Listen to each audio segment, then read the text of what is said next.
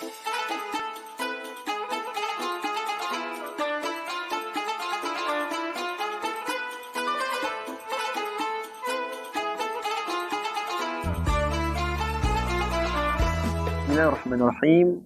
Ibu-ibu, ayah-ayah, tuan-tuan dan puan yang dikasihi oleh Allah Subhanahu Wa Taala sekalian. Imam Ibrahim Al-Bajuri disebutkan ada 3 peringkat. Macam mana seseorang tu dia nak menghidupkan malam-malam daripada malam Ramadan. Tambah-tambah lagi kita berada di 10 malam terakhir daripada malam Ramadan. Yang pertamanya adalah paling kurang adalah seseorang tu dia menghidupkan malam Ramadan dengan dia solat Isyak dan juga solat subuh secara berjemaah. Kerana apa dia?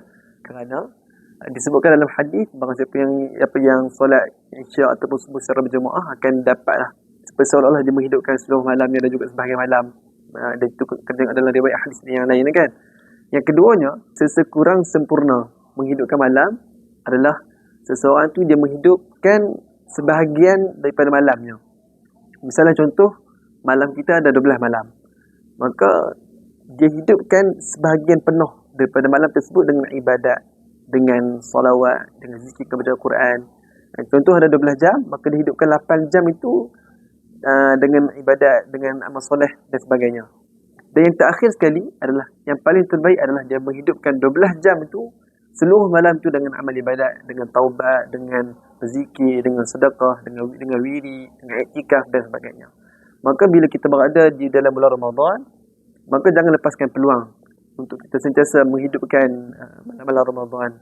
Seperti mana kita menghidupkan malam Ramadan, maka ulama sebut seperti yang disebutkan oleh di dalam Muqaddimah Al-Hadramiyah adalah seperti mana kita menghidupkan malam Ramadan, maka seperti itulah kita menghidupkan siang hari di dalam bulan Ramadan. Kerana siang hari Ramadan ini juga tidak terlepas daripada kelebihan-kelebihan yang dinyatakan di dalam yang dinyatakan secara umum di dalam bulan Ramadan. Maka kita minta kepada Allah Subhanahu Wa Taala. Kalaulah kita sibuk dengan bekerja, maka janganlah lupa pula untuk kita berdoa, kita hadirkan niat-niat yang baik. Kita minta kepada Allah Subhanahu Wa Taala supaya diampunkan dosa kita, dilepaskan kita daripada api neraka, dan kemudian dijadikan kita ni daripada ahli yang istiqamah dalam ibadat, dikuatkan hati kita untuk meninggalkan maksiat. Maka semua itu termasuk dalam ibadat, termasuk daripada kita menghidupkan malam-malam doa Ramadan, kita menghidupkan hari-hari dan juga siang Ramadan, walaupun di dalam kesibukan kita bekerja. Maka kita kena susun satu jadual, kita kena biasakan, kena amalkan benda-benda baik, supaya kita ni tidak termasuk daripada golongan yang selepas keluar daripada bulan Ramadan adalah golongan yang mendapat kerugian dan juga tidak mendapatkan apa-apa. Bahkan pengampunan Allah Taala pun dia tak dapat. Ada orang yang menyambut Ramadan dengan menjadikan Ramadan sebagai bulan yang adat dia. Ada yang menyambut Ramadan dengan berniaga, dan ada juga orang yang menyambut Ramadan dengan sentiasa menghabiskan masa dengan tengok TV, main telefon.